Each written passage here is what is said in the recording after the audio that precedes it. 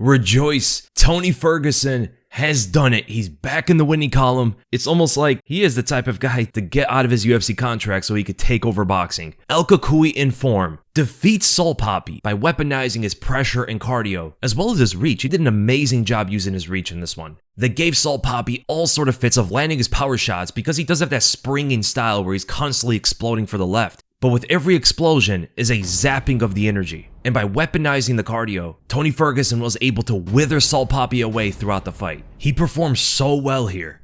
It was like it's a different guy. He was eating shots that we thought would knock him out. Multiple of them too, not just one. Ate him like Tic Tacs. His fundamental defense has improved drastically, which is insane. He was picking up his guard, he was lowering his chin. Tony does not lower his chin. Slipping shots, rolling with shots. Defense we just don't normally see from Tony Ferguson. And he had to hone in on that because it's a boxing match. It's harder to be awkward and rely on athleticism in the sport of boxing than it is in MMA. But he still has some funk out there. He is the type of fighter to jab the shoulder, like purposely jab the shoulder, and I don't know what the meaning of that was, but that is Tony Ferguson. And there was an MMA habit that snuck in there. He threw a back fist at one point. Just an altogether impressive performance by Tony Ferguson. I mean, nobody thought he was even going to win this fight, let alone the way he did. Third round TKO. Although to be fair to Salt Papi, it was an early stoppage, and instead of stopping it altogether, the ref should have gave him a 10 count. Because to be fair, the guy was taking a barrage of shots to the face, and nearly every single one of those landed. So he grazes a right uppercut. Technically it lands, right? Grazes a jab. Left straight lands flush. Another back fist. Okay. He did throw more back fist than I originally thought. He misses a left hook. Lands a right uppercut. Misses another left hook. Okay, let's abandon the left hook. Flush jab to the face. Clean shot from Tony. That sets up the right hand, which grazes as well, but with a lot of power, those shots can still hurt. Power jab from Tony Ferguson, straight through the jaw. Causes whiplash of Salt Papi. Right hook lands behind the ear. Left uppercut misses. Okay, Tony's arcing left punches are not as precise as his right hand or his jab. Okay, let's get away from the left hooks and left uppercuts to keep it at 100% accuracy. Right shovel hook lands flush. Left hook lands around the guard. Right hook lands around the guard. Flush jab through the chin. That rocks Salt Papi. Follows up with a flush right straight, causing whiplash. Left hand lands on the ear. Right hand lands as well, grazing left toward the ear. Flush right straight, splits the guard. Left uppercut misses. Okay, it's to be expected at this point. Right hook lands around the guard. Left uppercut splits the guard, and the fight ends right there. So as you can see, nearly every single shot from Tony Ferguson lands in some fashion. Either it's grazing or it lands flush. Extreme accuracy from Tony Ferguson, but I do think the referee should have applied a 10 count, not stop the fight altogether. This is all built off the pressure of Tony Ferguson.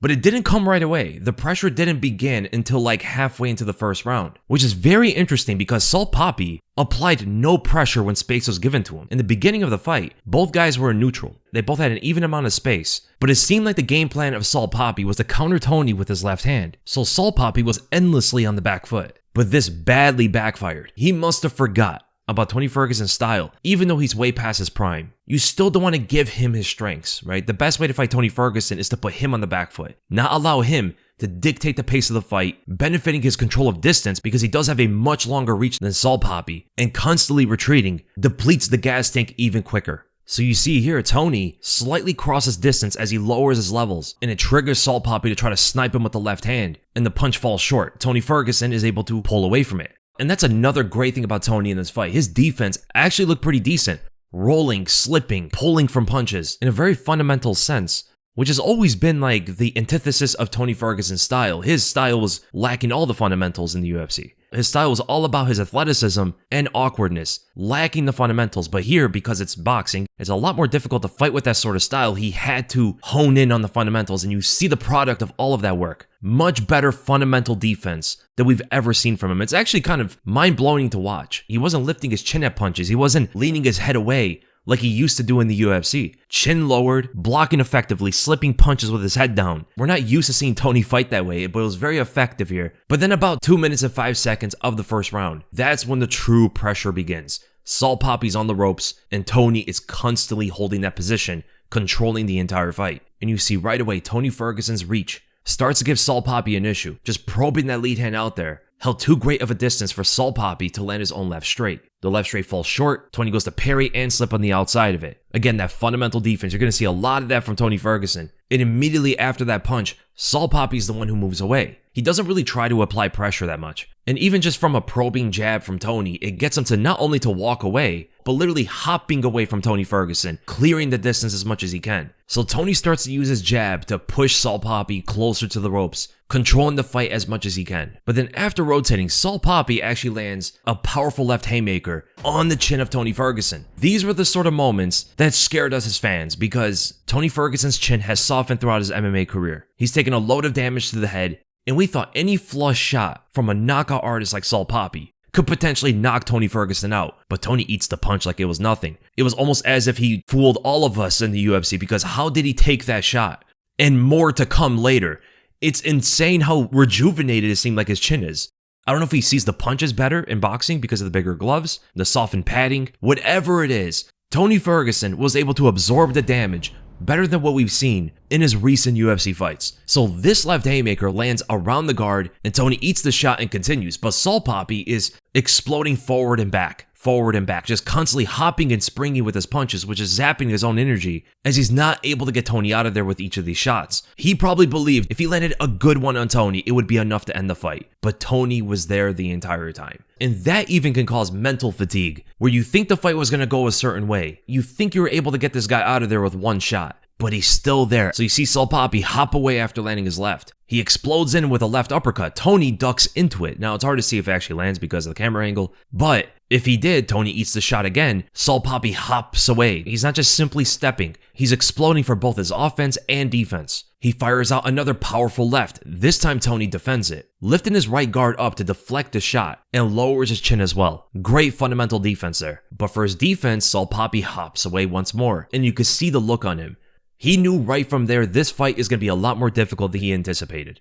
As Tony Ferguson is walking him down after taking his best shot, Salt Papi explodes with another left. He's distracting with that right hand, stepping on the outside of the lead foot with his so he can line up the left straight at a more effective angle. But Tony brings his right hand in front of him between the punch and his head, catching that punch and leaning away from it, defending the shot effectively, and then you see Salt Papi hop away once more, constant explosions. But Tony's about to get some dividends out of that too, as soon as he starts targeting the body. So Salt Papi on the back foot again, fires out that left straight, and Tony slips on the outside of it and rips body shots on his return. Right hook to the body gets slightly blocked, but then the left hook hits the body, right uppercut. Left hook partially lands over the top around the guard as he switches stances to his southpaw, allowing him to trap the movement of Salt Papi with his right foot forward. It acts almost like a barrier for himself to keep Salt Papi in front of him. And then he ends the combination with a shifting right, backing Salt Papi into the ropes. That is the moment you start to see Tony's confidence rise.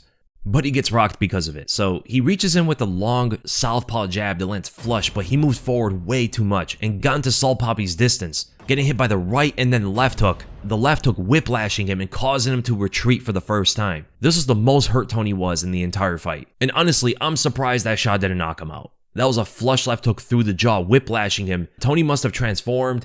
He must have fooled us all in the UFC. He wants to take over boxing or something. I don't know how he took that shot, honestly. And Salt Papi hits hard. Like, he has some impressive power, so it's credit to Tony. I don't know how he took that. We move into another great example of Tony Ferguson's fundamental defense. So Salt Papi again gives space for Tony to pressure him, but this time he's close to the corner instead of just the ropes. A much worse position for a boxer to be in. And Tony reaches all the way in there with the right straight to the body, and because of how much he extended, the retraction is going to be lengthy, so Salt Papi uses that moment to try to counter with his own left. And look how Tony rolls his head with the punch before it even lands. In real time, it looks like the punch whiplashes him yet again, but it actually never connects. Tony Ferguson is able to rotate his head with the punch, fully extending the punch before he can even reach his jaw. That's quick reflex there from Tony Ferguson. Then he blocks the follow-up right hook, slipping and pulling away from the left ender. Salt Papi was trying to line up that shot with all of his power, and Tony was able to defend it. Every single punch was defended by Tony Ferguson as well. And the pressure carries on. Tony Ferguson is on Salt Papi with more of a ferocious pace. So to alleviate himself from the pressure, Salt Papi tries to knock him away with the left hand, and it does partially connect. But then Tony slips on the inside of the follow-up right hand as he tries to counter with a right uppercut to the body. But this collision causes a clinch from Salt Papi. But Tony makes that clinch restless. There is no eating the clock when you're fighting Tony Ferguson. He is bringing on that non-stop action, even in a boxing clinch, and he's not used to that, right? He's not used to a boxing style of a clinch. But even still, I was actually worried he's going to throw an elbow at some point. But he just unloaded with a combination to the body. The dividends are going to pay off here. taking some of the wind out of the sails. That even if Salt Papi, because of his explosive style, he doesn't even have a clinch to rest in. And in between the rounds, Salt Papi did say that he may have injured his thumb. I don't know if he specified if it was the left or the right, but it definitely can play a factor. And into the second round, Tony Ferguson continues that pressure immediately, understanding his advantage here. He does not want Salt Papi to rest whatsoever. So with a distracting right hand, he leaps in with a power jab, connecting flush on Salt Papi, knocking him away, and then reaches as well with that right straight, holding that distance. 5 seconds into the second round, he knocks Salt Papi into the corner. Even though Tony's never boxed before, he is very experienced in combat. He knows how to fight. So he's using all of that experience in MMA to his benefit in boxing. That right there shows you solid fight IQ. He throws in another distracting right hand that baits out the right hook counter. So Tony uses that to his advantage by striking on the inside with a straight punch, using that power jab, landing the shot flush and blocking the right hook using that left shoulder. So that single jab is both used as an offense and a defense. Offense as a fist to the face, and defense with a shoulder blocking. The left hook from Salt Papi misses, and Tony counters with a short right hook over the top, landing the shot flush, but the follow-up left hook gets partially blocked, putting Salt Papi into a high guard. The respect is there. He is starting to feel overwhelmed by Tony Ferguson. But he continues. So that first exchange, he uses offense to trick Salt Papi into opening himself up. Now he uses his defense. He baits out the left hand from Salt Papi with a left lean. So see how he leans to his left? This is causing a target for Salt Papi to fire at. And he quickly slips the punch, which opens up Salt Papi for a precise counter jab to the left eye. Salt Papi tries to counter him with a right hook over the top, straight arm and everything, so he's fully reaching with the shot, but it gets deflected off the shoulder of Tony Ferguson. As Tony's also rotating and leaning his head away from it. He blocks the follow-up left shovel hook, and Salt Papi's able to get some respect out of Tony Ferguson there, causing him to take a step away, but he immediately returns to the pressure and pushes Salt Papi into the corner and uses the exact same setup, throws in a distracting right hand once more. But this time Salt Papi gives no reaction to it at all. He just keeps his stance as it is. He doesn't raise his hand for a tighter defense. He doesn't try to offensively counter. Nothing. He just stands there, which is very odd. It could be because he's starting to wilt, or he truly just doesn't know how to answer that combo from Tony. Well, the left is beaming in there again and lands flush on Salt Papi, whiplashing his head. But the guy's tough. He eats the shot and returns with another left. Tony's able to duck under it and takes another step away, but continues his pressure with some jabs, landing them flush as well. Salt Papi just has no reflex or reaction to what Tony's throwing anymore. Jab to the head lands flush, jab to the body lands as well. Tony is taking over this fight. Just slightly more than a round in, Tony continues and throws the exact same combo yet again. A distracting right hand so he can throw in the jab over the top. But this time, he uses that distracting right as a parry. He blocks Salt Papi's left hand, and because Salt Papi threw something forward as well, he's throwing his head into Tony's counter, magnifying the damage, but he eats the shot again and returns with another left. Salt Papi's tough, bro. That was a stunning left power jab to the face, and he just ate it through his own left, and Tony was able to evade it once more. Great defense from Tony Ferguson. But then later, Salt Papi starts pressuring the fight. He starts moving forward and throws a winging combination, starting with his left hand, which is used sort of as a feint so he can follow up with a right hook, but Tony keeps excellent distance management here, measuring off of his left hand before the right hook comes, and because of that, he was able to measure the distance accurately to pull away from the punch enough for it to completely miss. The pressure continues from Tony, and he throws a whiffing right hand to the body, eating a flush counter right hook from Salt Papi that whiplashes his head. Absolutely nothing, and he continues his combination. Lands a wicked liver shot. Salt Papi toughens through that, takes the punch and throws his own left hand. This is just a common trend from Salt Papi. Whenever he gets hit by anything, there's always a left hand to throw. But Tony slips it, gets his head on the outside of the punch, counters with a grazing jab, and rolls his head away from the follow-up right hook. Once again, excellent defense from Tony Ferguson, man. It's so exciting to see him defend this way because he's never done that in the UFC. He's never blocked and slipped punches this way. His defense is always reliant on his athleticism, not necessarily fundamental defense. So to see him execute defense like this consistently throughout a fight is so exciting, dude. Maybe he is right about being more comfortable inside of a boxing ring than an octagon, because that is what he said. He trains only in a boxing ring, never in an octagon, so he is very familiar with this. It probably brings out more of like a natural feel from his training. As they say, if you're able to fight the way you train, you're typically going to perform at your best. This is probably what we're seeing from Tony in this moment. Now, I don't want to get carried away and say this is anything like prime Tony or he is at his very best, but given the circumstances of where he is in his career, this is so incredibly impressive. Like, look at here, dude. He rips in a long right shovel hook to the body, and then right away, before Salt Papi even fires his left hand, Tony's already reacting to it. He's instinctively readying himself to defend a left hand. He's gotten so used to Salt Papi's style at this point, it's like he has future sight. So he picks up a tight right guard, rotates his head away from the left, and pulls slightly away to get on the outside of the punch. Defending a single punch in 3 different ways, Tony has full control of the fight. Or so I thought. He does take a big left hand to the face and eats it like it's nothing. But it does start with a jab. He's able to land a fully extended jab, and Salt Papi has no defense to it whatsoever. He doesn't see the shot at all. The reach itself gave Salt Papi such a difficult issue. But Tony made the mistake of continuing with another jab, so it's a double jab forward. Gets into Salt Papi's range. He's done this before, and takes a flush left straight to the face. Then we get to an exchange where both guys land a decent shot. So Tony starts it with a probing, distracting jab so he can line up a right hand to the body. So the high reaching left is going to try to get Salt Papi to raise his guard. That creates an opening to the body, but it just doesn't work exactly that way, as Salt Papi not only keeps the hands lowered, but he actually drops his lead hand even lower than where it was. And by that, he does create that opening for Tony to land. Solid right straight to the body, and then he falls up to the head with a momentum-filled left hook, landing the shot flush through the chin, man, and Salt Papi eats that shot. The guy's so durable. That was a perfect left hook through the jaw